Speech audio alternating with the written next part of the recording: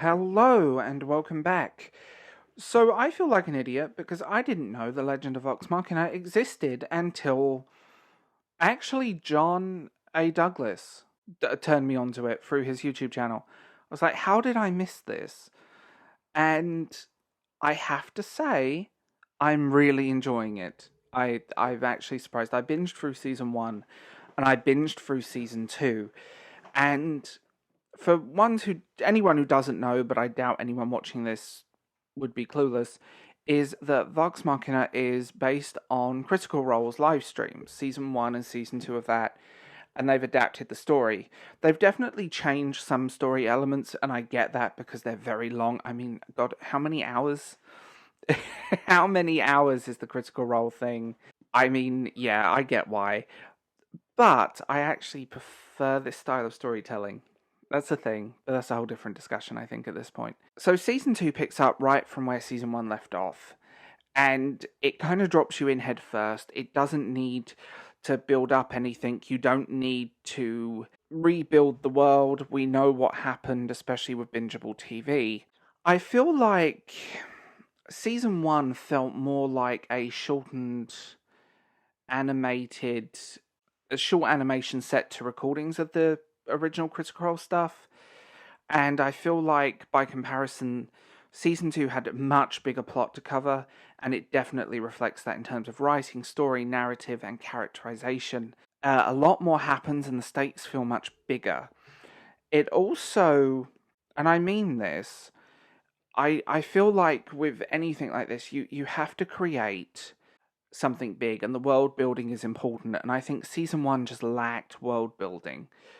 It, like I said, it felt like season 1 was just an animation made to voice clips rather than an animation written.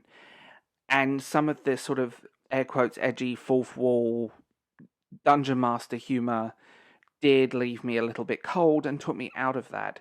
I think with season 2, and I mean this, season 2 is that it's far more well-rounded. The characters get more focus. You get to know the characters a lot more. And I think that's true with actually Critical Role in general. Season 1 felt very meh, but as it moved through, you got to know these characters. And I think getting to see more of their personality, more of like the adventure that happened, and just overall a bigger, better show. It felt much more high stakes, it felt more epic, it felt much stronger. Season 2 definitely balances the humor a lot better. I think, and I like a good crude joke, and I like a good serious moment, but that balance was a little bit off in the season 1, and like I said, it kind of took me out of that. But with season 2, I think the humor was far more balanced. It felt more in keeping, and it felt more in world rather than just taking you out of what's gone on. Um, I will give praise though. I'm loving the score.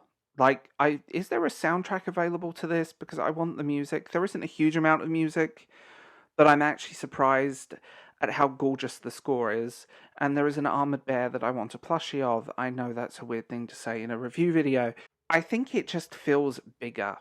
And I think it feels more like a real big fantasy series. It's got more locations, it's got bigger quests, it's got some great side characters. I think it uses the tropes very well. It's charming. That's the operative word for it. It's a charming series. And that's how it works. I think, like I said, season 1 kind of felt weaker, and why I enjoyed it, I think it felt too loose, and I think it needed that tightening up, and this tightens it up brilliantly. The tonal shift some people might find jarring because it is slightly darker and more noticeably darker, actually, and slightly more serious in tone, but that's not a bad thing either. That works. I do have some gripes, and these are nitpicky things. I think some of the animation is a little bit. I don't know how to put it. I don't know if it was my streaming. I don't know if it was my internet. I have very good internet where I am, like super fast fiber. The animation, sometimes the frame rate would be weird, especially with the CGI stuff, kind of like Dragon Prince Season 1, where it was very choppy, and that gives me motion sickness. That is a thing whenever I watch television or anything. If it's that choppy off animation, it does make me feel a bit queasy. But you know what? It may have just been my streaming. Season one has that more than season two. I think the budget was a little bit higher for some of the stuff going on because there is obviously going to be. I think this is predominantly computer animated. But overall, a fantastic series, one that I'm absolutely enjoying. I cannot wait for season three, and I'm genuinely enjoying it.